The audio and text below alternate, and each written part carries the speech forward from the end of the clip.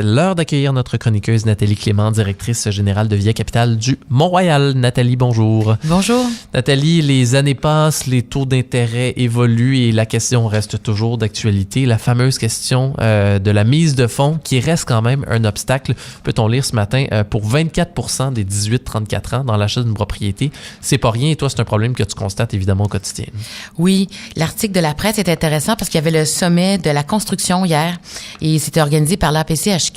Et l'APCHQ, c'est l'ensemble des constructeurs d'habitations neuves au Québec qui à juste titre, on fait des études et remarque que c'est plus difficile d'avoir la mise de fonds pour les jeunes aujourd'hui, la génération Y. Avant, ça prenait 4 ans à ramasser la mise de fonds pour l'achat d'une propriété. Eux évaluent maintenant que ça prend 8 ans, donc le double du temps. C'est quand même beaucoup. Et 8 ans, c'est long quand même, long, surtout à cet âge-là. Là. C'est ça. Donc, ce que j'ai trouvé, bon, vous savez, ça prend 20% de mise de fonds traditionnelle pour acheter une propriété. Il y a des organismes qui assurent les prêts des banques, dont la société, la SCHL ou la compagnie Genworth, qui permettent d'acheter une propriété avec seulement 5% de mise de fonds. Donc, pour ça, il faut que l'assureur assure le prêt de la banque. Les lois, vous savez, au Canada sont très sévères.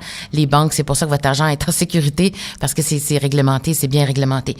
Par contre, avec la hausse du prix des propriétés dans les dernières années, mais c'est évident que si vous deviez mettre 5% de 200 000, c'est beaucoup moins que 5% de 350 000 évidemment, aujourd'hui. Oui. Okay? Donc, le prix ayant tellement augmenté, ben les jeunes, c'est évident, ça prend plus de temps. Et ça prend une certaine discipline pour économiser, vous le savez. Ça prend aussi un objectif. Faut vouloir acheter une propriété pour avoir la discipline d'économiser pour acheter une propriété. Hein, on faut choisir des fois entre faire des voyages, acheter des vêtements chers ou économiser pour acheter une propriété éventuellement. Fait que ça aussi, c'est un choix que vous devez faire. Qu'est-ce qui existe comme solution pour aider à la mise de fonds? Il y a le RAP, le régime d'accession à la propriété. Ça, je pense que la plupart des gens connaissent ça. Si vous avez déjà cotisé à un REER, et ça, là, je vous le conseille, dès que vous commencez à travailler, mettez un petit peu de votre paye à chaque paye dans un REER. Ça va plus vite qu'on pense d'économiser ça. Et ça vous fait une économie d'impôt à chaque année. C'est déductible de votre rapport d'impôt. Puis, mine de rien, au bout de plusieurs années, ben vous aurez peut-être accumulé 10 000 $ et le 10 000 $ que vous aurez accumulé, vous pourrez l'emprunter, vous le prêter à vous-même et l'utiliser comme mise de fonds pour une propriété. Donc ça, c'est permis parce que ça reste un investissement après tout. Ben oui, c'est un investissement. Alors, votre 10 000 $, il est à vous. Il vous a fait bénéficier d'économies d'impôt.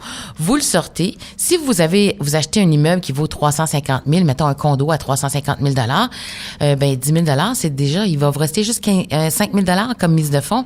Ça aide un petit peu, là. Ça aide beaucoup. Et une fois que c'est fait, bien souvent, on l'oublie parce que c'est de l'argent qui est retiré directement de notre paye, qui va dans le compte en bonne et due forme et on le voit plus passer. Là. Tout à fait. Fait que le régime d'accession à la propriété, c'est une façon d'acheter et d'accéder à la propriété que le gouvernement canadien a mis de l'avant il y a 30 ans, je pense. Ça fait 30 ans que ça existe, le RAP.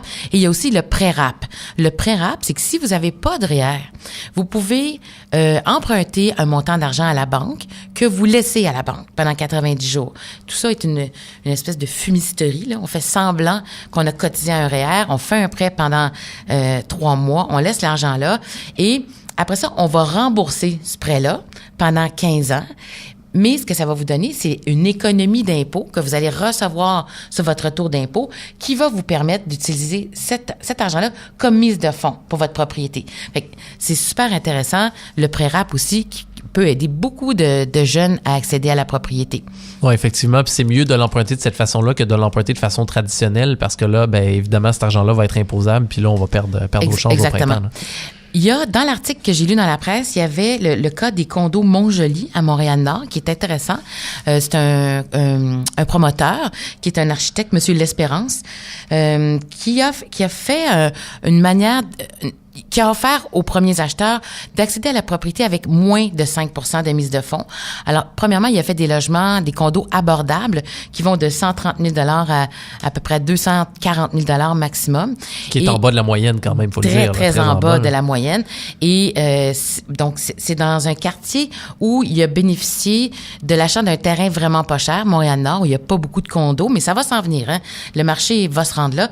Et donc, lui, ce qu'il dit aux jeunes familles, c'est mettez 5 000 $ de mise de fonds. Lui, il va prêter la somme entre le 5 % requis par la SCHL. Il va vous le prêter en solde de prix de vente. Un peu comme la SHDM. La SHDM, ce qu'ils font, la SHDM, c'est la Société d'habitation et de développement de Montréal. Vous le savez, ils font des projets super intéressants où la mise de fonds exigée est seulement 1 000 $. Alors, vous pouvez, quand sort un projet de la SHDM, mettre 1 000 $, devenir propriétaire d'un condo et la SHDM va financer la mise de fonds jusqu'à ce que vous revendiez le condo ou au refinancement de la propriété. En général, c'est dans 5 ans. Et là, si vous refinancez votre condo dans 5 ans, vous revendez, vous devez rembourser la différence entre la mise de fonds que vous auriez dû mettre il y a 5-10 ans et oui, voilà.